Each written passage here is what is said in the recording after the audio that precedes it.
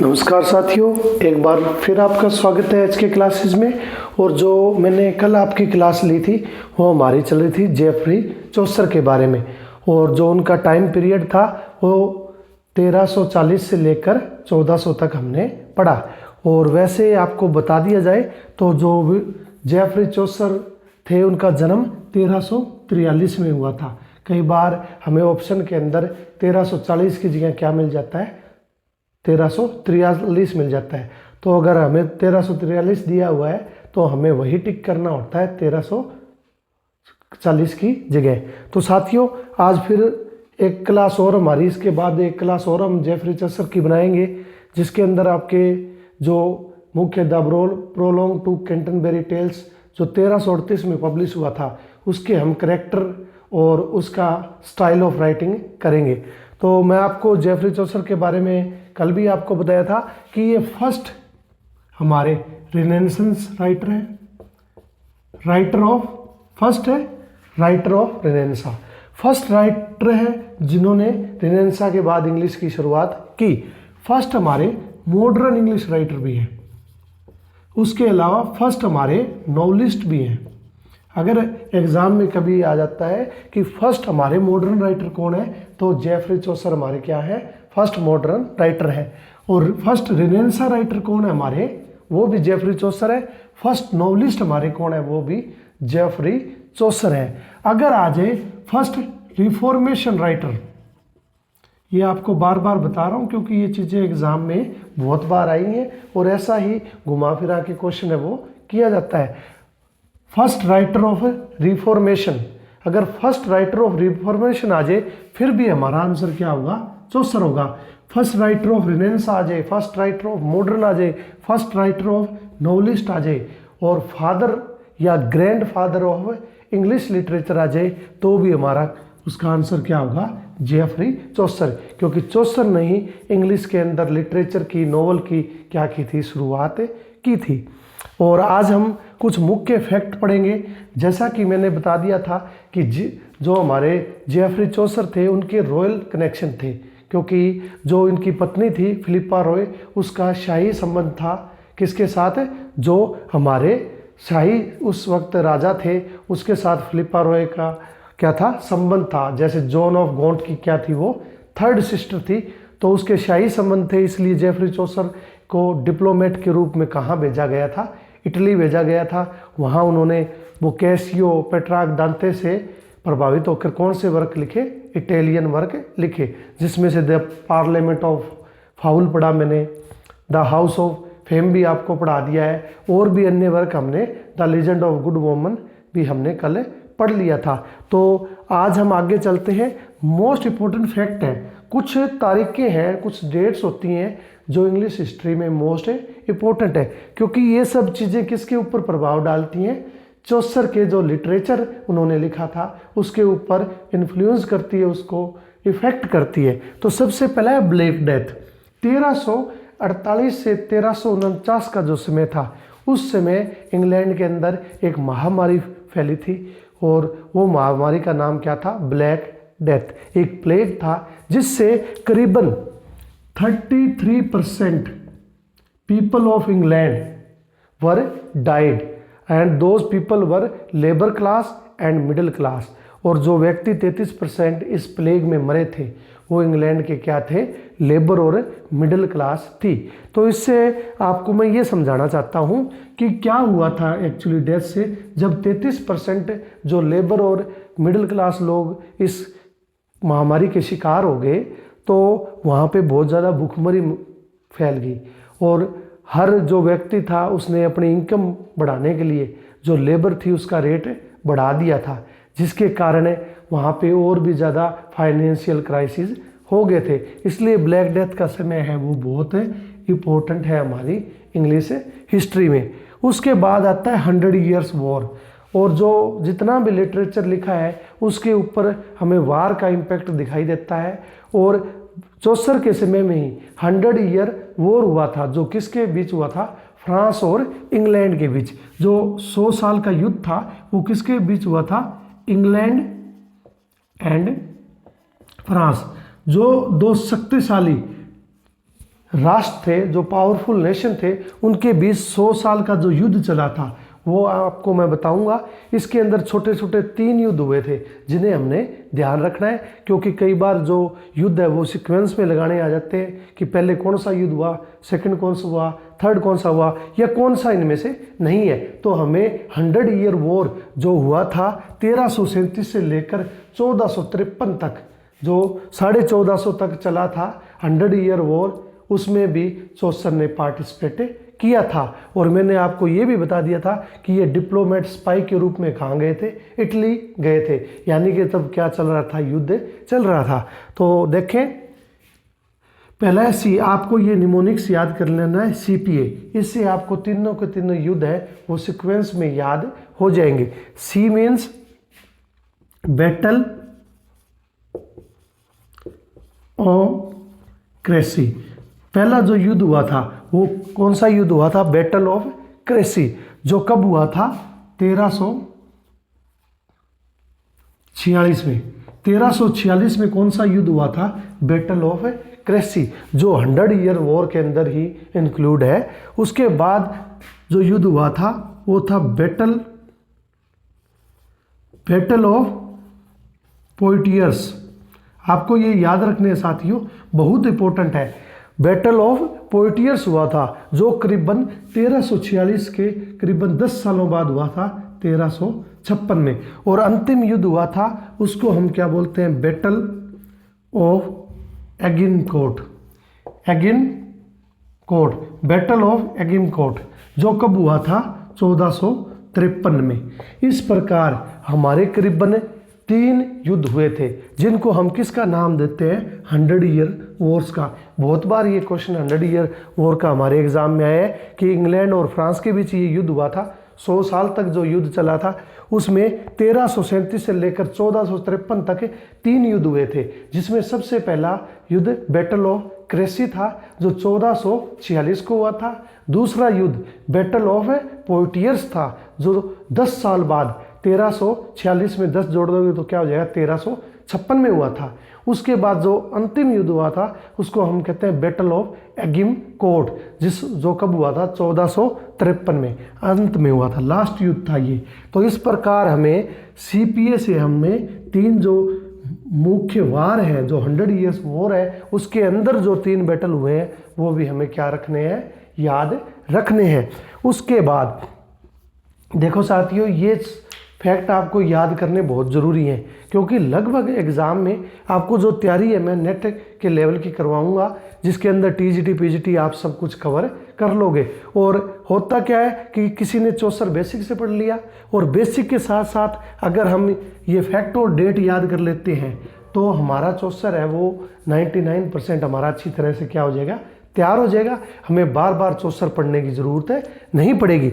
उसके बाद 3 लैंग्वेजेस, मैंने आपको बताया था कि जो एंग्लो सेक्शन पीरियड था, नॉर्मन पीरियड था, उसमें हमारी भाषाएं कौन सी थी, लैटिन और फ्रेंच थी। लेकिन वोवल शिफ्ट हुआ जैसे ही मैंने पहले भी बताया कि जेफरी चौसर के पीरियड को ट्रांजिशनल पीरियड भी बोलते हैं। यानी कि ट्रांजिशनल पीरियड का मतलब क्या है, जब बदलाव होता है कि जो डिस्क्रिप्टिव से नरेटिव हुआ, लोकल से स्टैंडर्ड लैंग्वेज हो गई।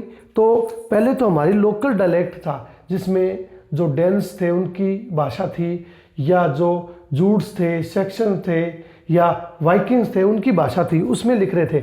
लेकिन जैसे फ्रेंच और लैटिन में जो बेस बनाने के बाद जो लैंग्वेज यूज़ की वो कौन सी लैंग्वेज थी, कौन सी लैंग्वेज में जैसे कैंटरबरी टेल लिखा गया है, ये सब बातें हम अब जानेंगे। जैसे 4 लैंग्वेज थी जो हमारे चौसर थे, उनके सामने 4 भाषाएं थी जिनमें वो लिख सकते थे। जो नॉर्थन ब्रिम थी पहली, दूसरी साउथन ब्रिम थी, नॉर्थन ब्रिम थी, कैंटिस थी और ईस्ट मिडलैंड डायलेक्ट थी। तो इसमें से कई बार एग्जाम में आ जाता है कि कौन कौन सी भाषाएं उसमें चौसर के सामने थी जिसमें हम लिख सकते हैं। तो ये 4 भाषाएं थी जिसमें चौसर लिख सकता था, लेकिन उसने क्या सिलेक्ट की थी, ईस्ट मिडलैंड डायलेक्ट को उसने सिलेक्ट किया था अपना साहित्य लिखने के लिए। और इससे पहले मैंने ये भी बता दिया था कि वर्स फॉर्म पहली बार प्रयोग हुई थी। उससे पहले हम डिस्क्रिप्टिव फॉर्म लिख रहे थे और पहली बार हमारे जो चौसर राइटर उन्होंने वर्स फॉर्म की शुरुआत की थी, पोएट्री की शुरुआत की थी। उसके बाद नेक्स्ट फैक्ट आ जाता है 1362। इस दिन क्या हुआ था, English as a court language पहली बार, उससे पहले कोई कोर्ट की भाषा नहीं थी। तो उससे पहले मैंने आपको ये भी बताया था कि जो एंग्लो सेक्शन या नॉर्मन पीरियड था वहाँ चर्च और राजा ही सब कुछ थे, जो सब कुछ चल रहा था चर्च के माध्यम से चल रहा था। और चौसर को लगा कि चर्च है, पादरी हैं, प्रीस्ट हैं या क्लर्जीमैन है, वो आम लोगों का धर्म को मानकर, धर्म को एक हथियार बनाकर उनका क्या कर रहे हैं, शोषण कर रहे हैं। They were exploiting the people of England by the tool of religion and he could know about the corruption in the church. और उन्हें पता लग गया था कि चर्च के अंदर क्या है, बहुत सारा भ्रष्टाचार है, करप्शन है। उसको रिमूव करने के लिए ही इन्होंने अपना द कैंटरबरी टेल भी लिखा। तो 1362 में पहली बार इंग्लिश को कौन सी लैंग्वेज बना दिया गया, कोर्ट की लैंग्वेज। इससे पहले इंग्लिश में कोई भी कोर्ट की भाषा नहीं थी, लेकिन 1362 में कोर्ट की लैंग्वेज बना दिया गया। उसके बाद 1363 में, उसके जस्ट एक साल बाद, English as a parliament language, यानी कि जो सदन थे हमारे, जो पार्लियामेंट थी, उसकी भाषा भी किसको बना दिया गया, इंग्लिश। उसके बाद 1386 में, जैसे कि फ्रेंच और लैटिन स्कूल्स में पढ़ाई जा रही थी, तो उसको वहाँ से हटा दिया गया और 1386 के अंदर जो इंग्लिश थी उसको मुख्य रूप से कहाँ पढ़ाया गया, इंग्लैंड के स्कूलों में इंग्लिश को शुरू किया गया, लैटिन और फ्रेंच को वहाँ से हटा दिया गया। उसके बाद देखिए, उसके बाद हम जिक्र करते हैं बाद में इसके जो कंटेम्प्रेरी राइटर्स हैं वो मैं बता दूंगा, थोड़े उनके वर्क भी बता दूंगा। उससे पहले जो दो राइटर हैं उन्होंने चौसर के बारे में कुछ कहा है और लगभग ये एग्जाम में आई हुई है। जैसे ड्रेडन ने praise his characterisation, Dryden praise his characterisation, यानी कि ड्रेडन ने जब कैंटरबरी टेल्स पढ़ा तो उसके करेक्टर को जब उन्होंने देखा कि समाज को दिखाया, चौसर ने जो नाइट हैं, चाहे रीव है, चाहे ऑक्सफोर्ड क्लर्क है, वो सब क्या थे, सामाजिक व्यक्ति थे।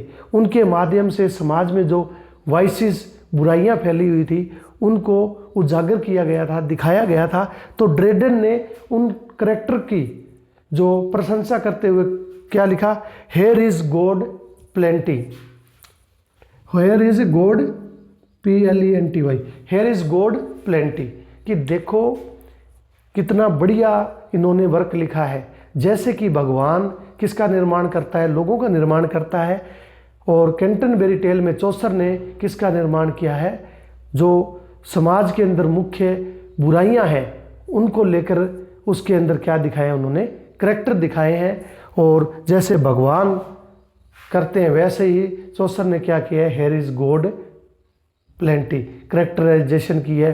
उन जो करेक्टर थे उनके माध्यम से बुराइयां हमें दिखाई है। उसके बाद मैथ्यू आर्नोल्ड ने भी इनके बारे में कहा। ये दो राइटर हैं जिन्होंने चौसर के बारे में लिखा है। चौसर लैक्स हिज हाई सीरियसनेस, चौसर लैक्स हिज हाई सीरियसनेस, यानी कि चौसर है वो लिखते तो बहुत अच्छा है लेकिन वो उसमें सीरियस नहीं है। सीरियस इन द सेंस कि जो उन्होंने वर्क लिखे थे वो उस समय समाज पे आधारित थे, सामाजिक बुराइयों से रिलेशन था उनका, लेकिन जो सामाजिक बुराइयों से उन्होंने लिखा था उसके बारे में वो सीरियस नहीं थे। उन कैरेक्टर का कहीं ना कहीं कैंटरबरी टेल में क्या उड़ाया गया, मजाक, उनको मॉक किया गया है, उनका मजाक उड़ाया गया है। तो इसीलिए मैथ्यू आर्नोल्ड ने उन पे कटास किया, चौसर लैक्स हिज हाई सीरियसनेस, कि जो वर्क लिखे हैं उनके बारे में वो सीरियस नहीं है। इसके अलावा आपको मैंने बताया चौसर का जो कैंटरबरी टेल है उसको हम नेक्स्ट वीडियो में पढ़ेंगे। उसके अंदर कैसे समाज के अंदर फैली बुराइयों को चौसर ने अपने एक मास्टरपीस के द्वारा उन्होंने दिखाया है। जो इनके जो मुख्य राइटर थे, इनके साथी थे, कंटेम्प्रेरी थे, उनमें सबसे पहले था जॉन वैक्लिफ। जॉन वैक्लिफ। जॉन वैक्लिफ लोलार्ड मूवमेंट का एक मूवमेंट चला था 1377 में, जिसको हम बोलते हैं लोलार्ड मूवमेंट। लोलार्ड मूवमेंट एक्चुअल में उसके लीडर कौन थे? जॉन वैक्लिफ थे, जो मुख्य लीडर थे लोलार्ड मूवमेंट के। बहुत बार ये भी क्वेश्चन आया है कि लोलार्ड मूवमेंट के जो लीडर थे 1377 में जो चला, उसके लीडर कौन थे? जॉन वैक्लिफ थे। और उन्होंने जो हमारे चर्च के अंदर जो करप्शन फैला था उसको दूर करने का, या उसके ऊपर से पर्दा उठा दिया था कि ये सब क्या है, लोगों को ठगी ठोरी का काम कर रहे हैं। जो चर्च के लोग हैं, जो पार्टनर है, या वहाँ उस समय क्या था कि एक पार्डन ली जाती थी।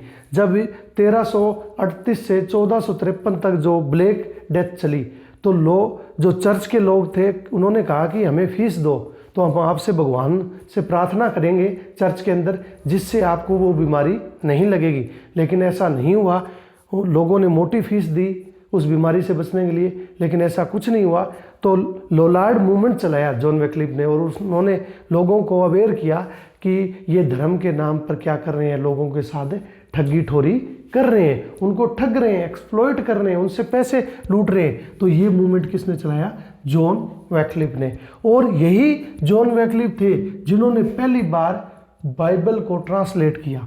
जो बाइबल थी, सबसे पहले तो मैं बता दूं, हिब्रू और ग्रीक, जो सबसे पहली हमारी ओल्ड या न्यू टेस्टिमेंट है, या सबसे जो पहली बाइबल थी वो हिब्रू भाषा या ग्रीक भाषा में लिखी गई थी। उसके बाद उसको लैटिन में लिखा गया था, और लैटिन में किसने लिखा था? वल्गेट ने, जिसको वल्गेट्स बाइबल हम बोलते हैं। क्या बोलते हैं हम? वल्गेट्स बाइबल।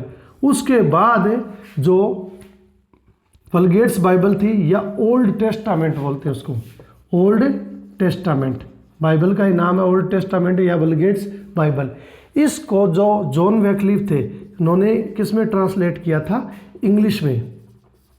जॉन वैक्लिफ थे, उन्होंने जो हमारी पहली बाइबल थी हिब्रू लैंग्वेज में, उसके बाद वल्गेट्स ने उसको लैटिन में ट्रांसलेट किया, और अंत में जो जॉन वैक्लिफ थे, जो हमारे कॉन्टेम्प्रेरी राइटर थे चौसर के, उन्होंने बाइबल को किस में ट्रांसलेट किया? इंग्लिश में ट्रांसलेट किया। तो आपको ये अच्छी तरह से याद रखना है कि बाइबल को इंग्लिश में ट्रांसलेट किसने किया? जॉन वैक्लिफ ने। और किसके कंटेम्प्रेरी? ये चौसर के। और लोलार्ड मूवमेंट के जो मुख्य लीडर थे वो भी कौन थे? जॉन वैक्लिफ थे। और जो उन्होंने बाइबल को किया था उसका नाम क्या था? ओल्ड बाइबल या वल्गेट्स बाइबल। तो ये था हमारा जॉन वैक्लिफ के बारे में। दूसरे हमारे राइटर्स थे, वो थे विलियम लैंगलैंड। कॉन्टेम्प्रेरी बता रहा हूँ, विलियम लैंगलैंड आपको याद रखना है। विलियम लैंगलैंड का एक ही वर्क है pierce and Plowman. Pierce and Plowman, हमें एक ही वर्क याद रखना है। ये भी इनके कंटेम्प्रेरी थे चौसर के, जिन्होंने एक ही वर्क लिखा है पायर्स एंड प्लोमैन, हमें याद रखना है। उसके बाद जॉन मैंडविले थे, जॉन मैंडविले, जिन्होंने मैंडविलेस ट्रेवल लिखा है, मैंडविलेस ट्रेवल। ये हमेशा ही अपना वर्क किसके बारे में लिखते थे? यात्राओं के बारे में। एक समुद्री जहाजी थे जिन्होंने हमेशा अपनी यात्राओं के बारे में लिखा। विलियम लैंगलैंड ने पायर्स एंड प्लोमैन के बारे में लिखा। ठीक है, ये कुछ राइटर थे।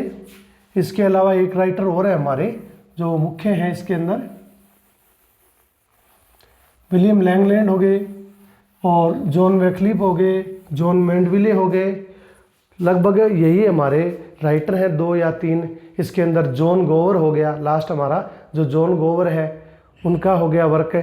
तो ये 2-3 राइटर हैं जो हमें ज़्यादा डिटेल में नहीं करने हैं। मुख्य रूप से तो हमें जॉन वैक्लिफ और चौसर को ही करना है। तो साथियों, ये छोटी सी क्लास थी आपके लिए, और कल जो क्लास होगी चौसर की वो अंतिम क्लास होगी, जिसके अंदर मैं आपको जो the prologue to Canterbury Tales है उसके करैक्टर कराऊंगा, और कैसे उसके अंदर वाइसेस और जो समाज में फैली कुरीतियाँ थी उनको कैसे दिखाया गया है। इतना अगर हम चौसर को पढ़ लेते हैं तो साथियों आपको थोड़ा बता दूं कि एक बुक है जो बहुत अच्छी बुक है, विलियम जे लोंग। अगर आप चौसर के इतना करीब से जान लोगे तो आप अंत में बाकी छोटी मोटी पुस्तकें पढ़ सकते हो। अगर जो मैंने पहले बुक्स बताई हैं उनके अंदर चौसर वगैरह के बारे में डिटेल में नहीं दिया होगा, सिर्फ क्वेश्चन दिए होंगे, ऊपरी तौर पे आपको एक इंट्रोडक्शन दी होगी। लेकिन अगर आपको डिटेल में पढ़ना है कि हमने तो चौसर के बारे में एक एक चीज़ पढ़नी है, हमें हर चीज़ पता होनी चाहिए, तो बहुत मशहूर बुक है विलियम जे लोंग। विलियम जे लोंग, विलियम जे लोंग ने ये बुक लिखी है। इसके अंदर आपको जो भी चीज़ें मिलेगी वो डिटेल में मिलेगी। जब आपका बेसिक अच्छा हो जाता है तो आप इस प्रकार की, जैसे विलियम जे लोंग है या एक दो राइटर की और मैं बता दूंगा, इन पुस्तकों को आप पढ़ सकते हो। टिल देन साथियों, टेक केयर।